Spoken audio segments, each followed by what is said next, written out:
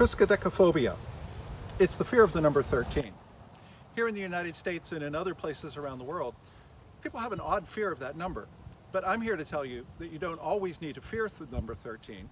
And in fact, sometimes 13 can be really good.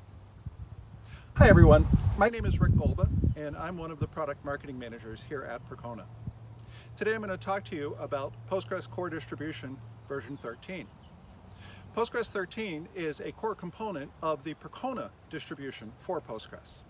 In addition to that, we also give you some tools for high availability, backup, auditing, and a lot more that you need to really get a fully functioning Postgres environment.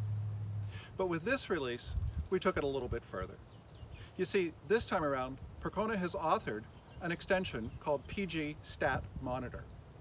In the past, you had an extension called PG Stat Statements that you could use to gather some statistics on queries and such.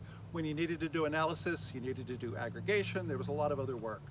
With PG Stat Monitor, we've resolved a lot of those concerns. And it gathers the information, but it also aggregates the information so that when you do need to do that analysis, it's much faster and easier to do. It actually works well with any version of Postgres from version 11 onward, but it really shines when you combine it with Percona Monitoring and Management. Percona Monitoring and Management and its query analyzer tools then give you a graphical way of viewing what's going on with your Postgres environment.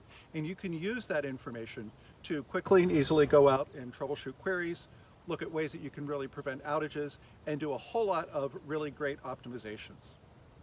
If you want to learn more about PG Stat Monitor, we're going to have a session later today that is being led by two of our Perconians, Ebrar and Nerlin. And that's going to be followed up with a session on wall files and synchronization. And that's being led by two more Perconians, Jobin and Mukesh. Thanks everyone, and enjoy your day.